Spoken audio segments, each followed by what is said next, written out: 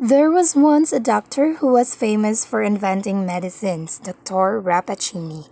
He had a daughter of his late wife who died from accident. His daughter is Beatrice. Without his wife, he became more attentive when it comes to medicines and spent his life on it.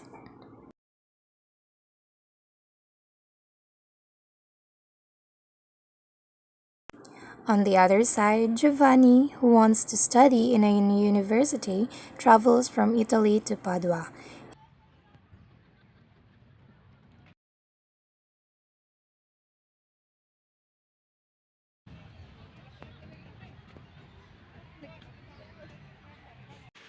He stayed on the mansion of his parents in Padua, which is taken care by an old Dame Elizabeta.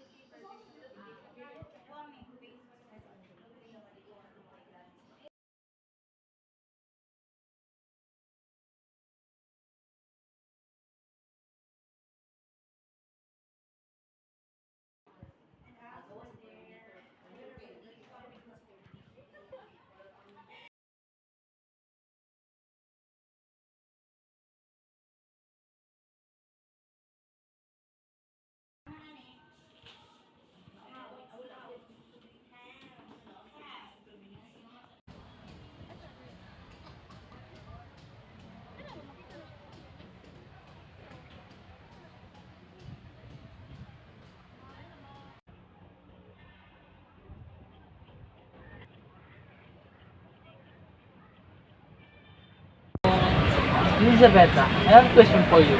That garden, yes, that one. It belongs to me, right? It belongs to the house. No, it is cultivated by Signor Rappaccini, a famous doctor. And also, he said that these plants makes into a medicine as strong as a charm. And also, Signor Rappaccini is always cut these flowers oftentimes. Oh, strong. It's a charm, huh? Okay. Okay, thank you.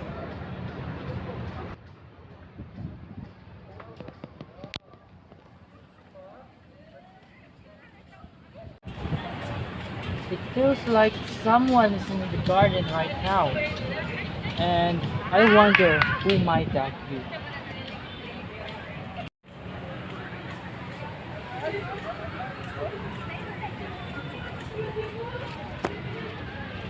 So, that garden, it is the Garden of Eden of the present world. And that man, he may be the Adam of this world, the present one. How nice. Beatrice, Beatrice, I need your help.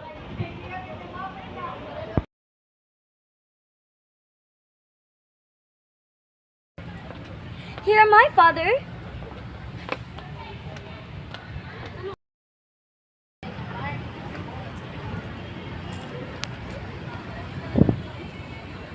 Why does he need help? He can just pluck these flowers out by himself, right? I want you to check this plant because if I'm the one who examines it, I may pay for my life as a penalty of approaching it. Thus, I fear that this plant must be your sole charge. Gladly will I take it. Yes, my sister. It shall be my own task to nurse you and serve you. You reward me with all your kisses and the perfume of breath, which is my breath of life.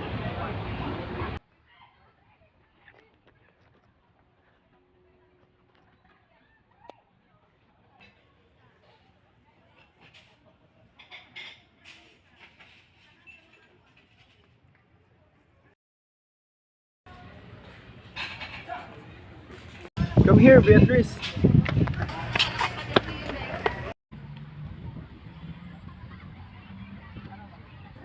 Giovanni went to sleep and he dreamed about Beatrice in the garden.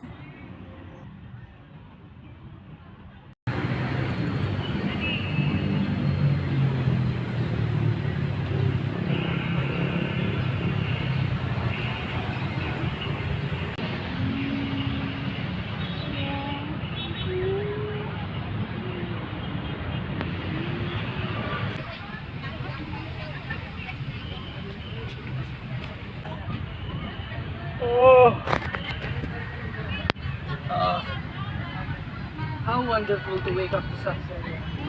And I can't ignore such a beautiful view. It's vegetation. So majestic and beautiful. The next day, Beatrice and Dr. Rappaccini is in the garden examining their plants. While Giovanni went to visit Professor Paglioni, a professor of medicine and one of the ancient friends of his parents.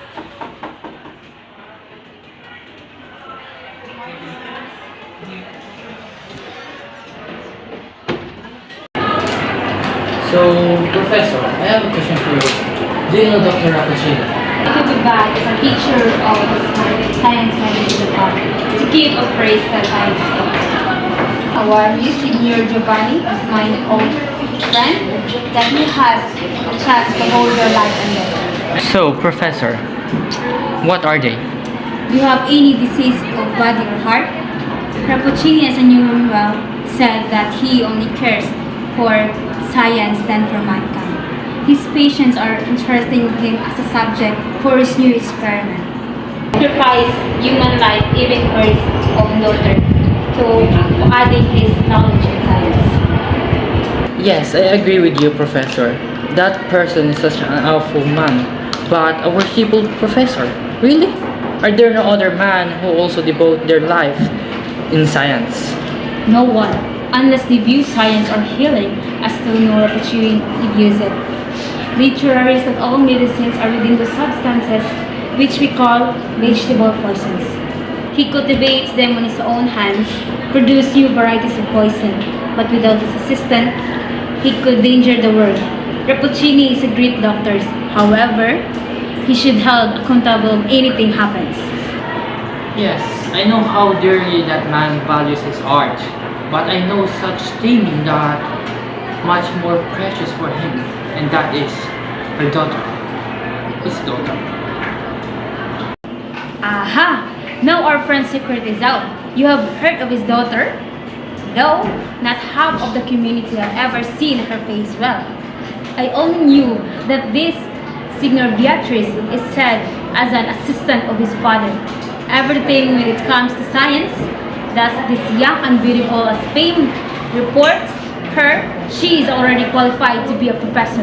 She can replace me if she wants. Let's end this topic, Signor Giovanni. You drink your glass of lacrima.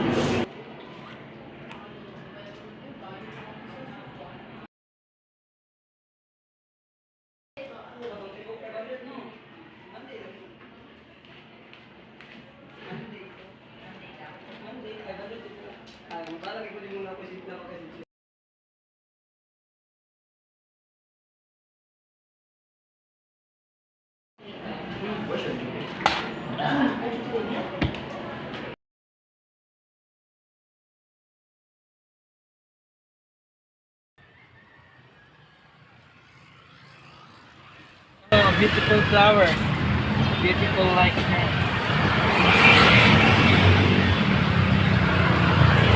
How beautiful, yes,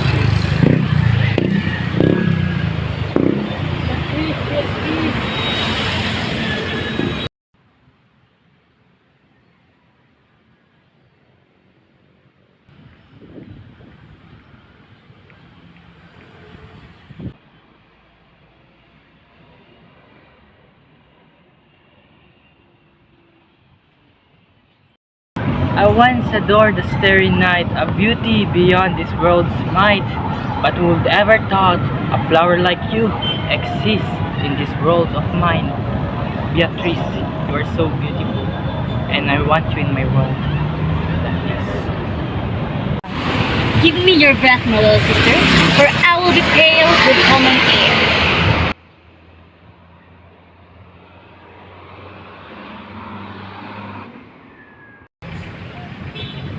Flowers dying in her socks.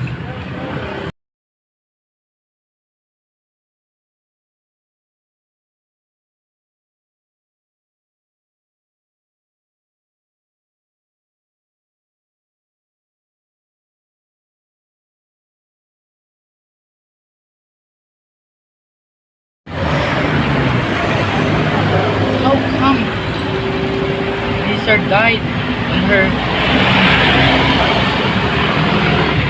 Signora! Such a beautiful lady like you deserve a flower as beautiful as this. Accept this flower of mine, a symbol of my eternal love. Accept it. Thanks, Senor. I'll accept this gift. I'd like to repay you with this purple flower. It will not reach you. So maybe, Sir and Senor Guasconti must be husband and wife.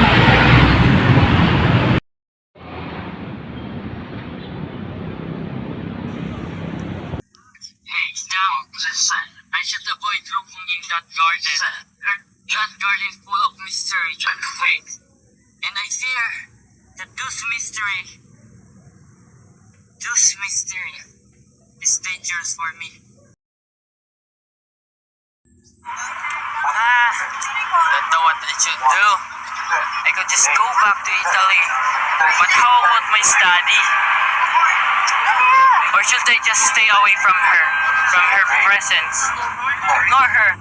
Everything that I can to distract myself. But still, this curiosity of mine is eating me up. I want to know anything about her. But knowing something will be dangerous for me.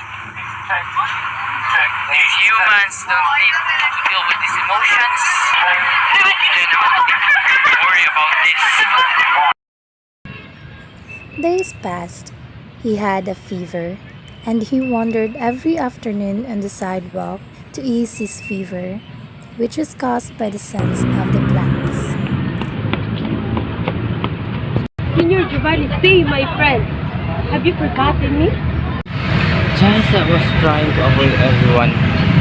Yes, I'm Senior Giovanni, and what do you want, Professor Baglioni? Now let me pass, if you... No, not yet, Senor. I grew up side by side with your father. Showed you his son pass me like a stranger on the old street of Padua? Stand still, Senor, for I must talk to you before we apart. Ha! You have a limited time, Professor. You see, I'm such in a haste, and my time is so valuable to waste in this.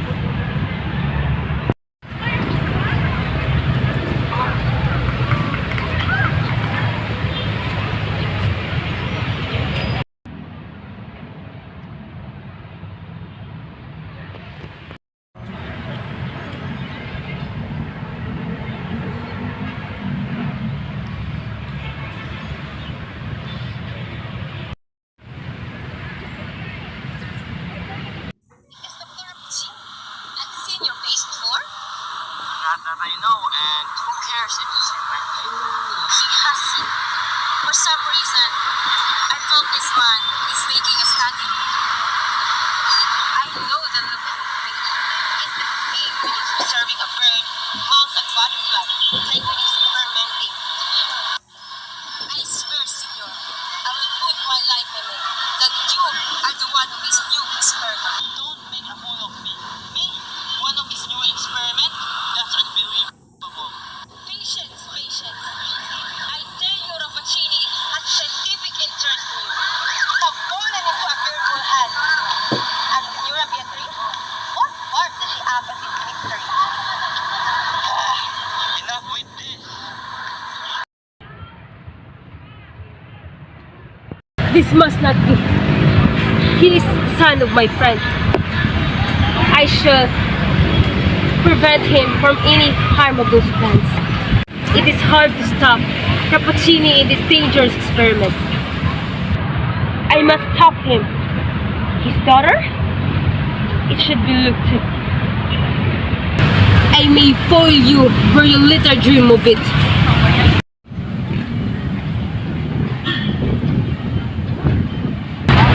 Senor, listen. There is a party from there. Huh? Really? There's a private... So loud. So there's a private entrance? Yes, there is a private entrance there. In that garden where you can find those plants. Many young man in Padua just bribe a boat to look on those flowers. Oh, so they're giving gold for exchange in beautiful plants. Yes. So, there's a gold coin. Then show me the way. Thank 3, 2, 1. Shall we?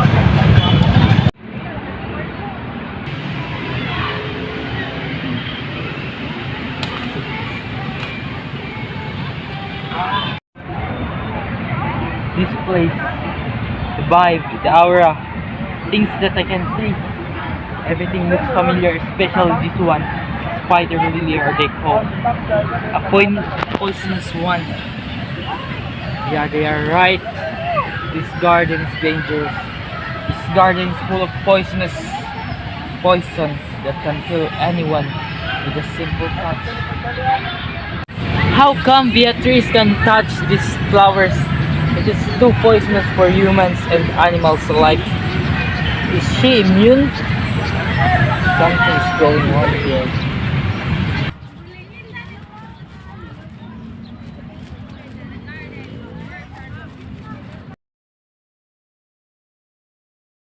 You are researchers, don't you? Even if not, it's not really impossible. If the sight of my father's rare collection has tempted you to take a nearer view. If he were here, he could tell many informations about these plants, for he spent this lifetime studying, and this garden became his world.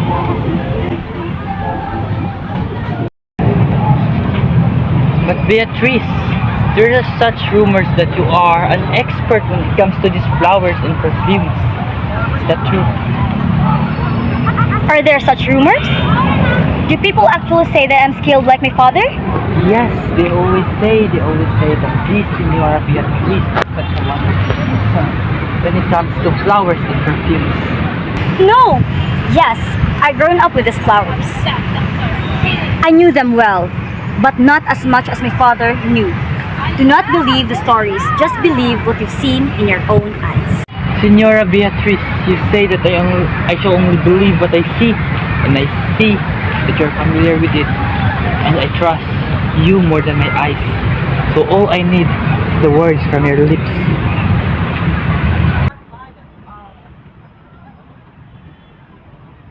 Thanks, Senor.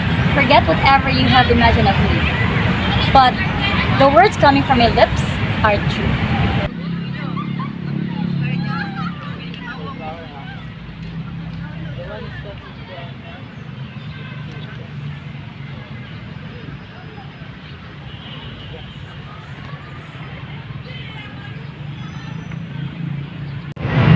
Where are your parents?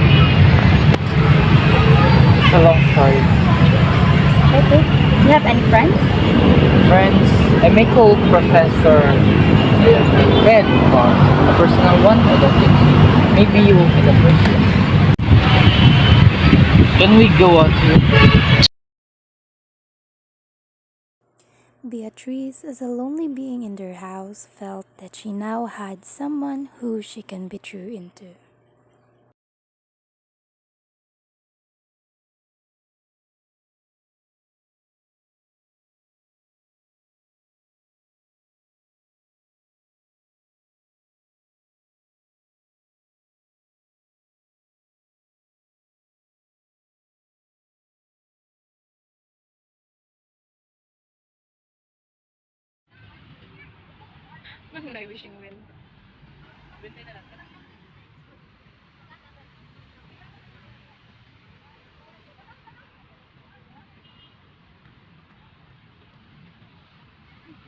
For the first time in my life, I've forgotten this feeling. Beatrice, you promised me one time, because of the flower that I gave you, we will provide you one. Am I right? So let me take this flower for you. Do not touch it!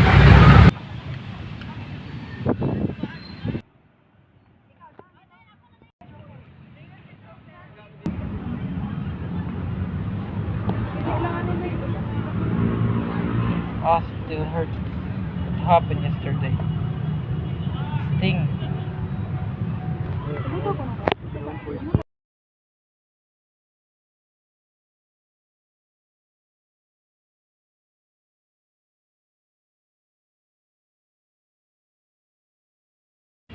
Giovanni, come here!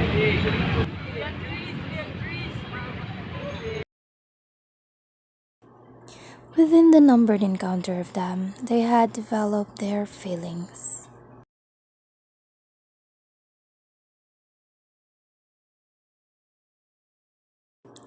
They looked love with eyes that conveyed the secrets from the depths of one soul to another.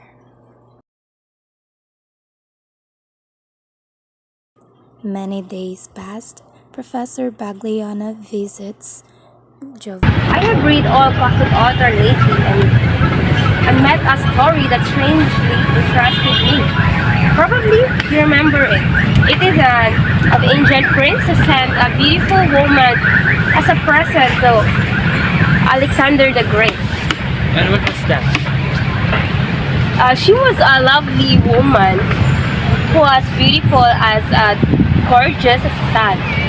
But what is particularly distinguished her was her certain precious perfume in her breath, a reach of a garden of Persian roses.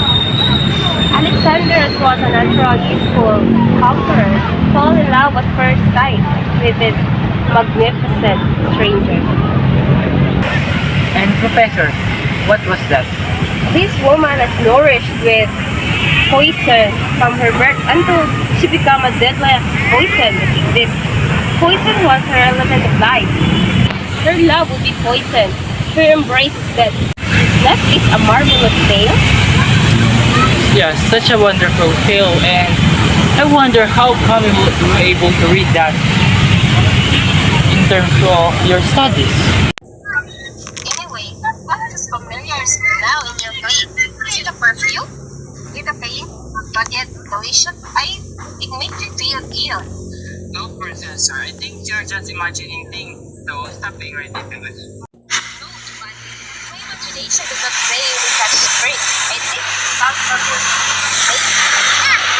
No, Professor, these are just for imagination. I need to say, at least, you are my father's friend, so you are not meant to place his name. And wonderfully only my father, because that. My poor Giovanni, I know this woman very well, far better than you. You shall listen to the truth about this family. It shall not silence you. The ancient fable becomes reality because of the RAPPACCINI'S deadliest science.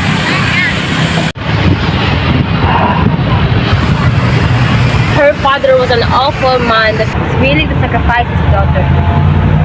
Don't worry, I will find ways to help his daughter and you. Here, I have this antidote that I have been busy these past few weeks.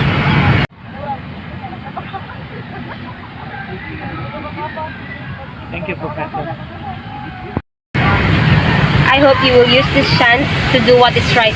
Do not be blinded by love, Giovanni. I will, Professor, and thank you.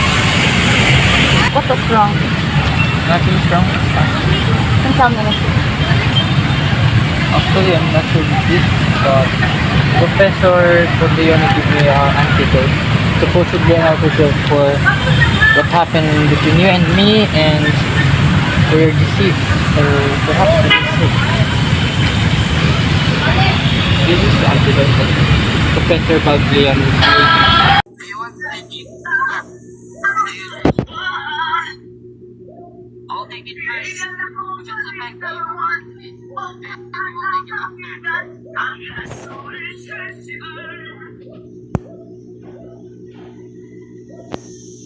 The spot, it disappears. Do we think it's effective?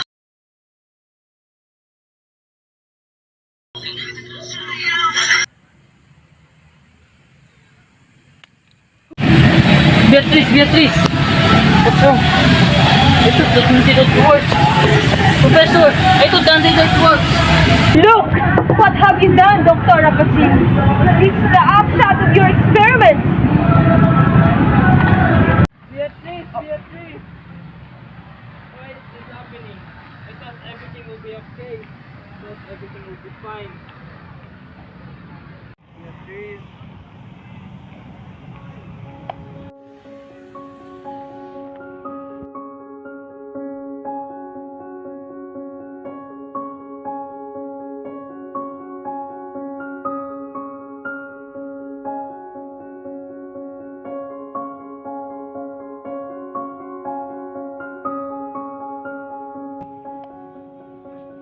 Beatrice!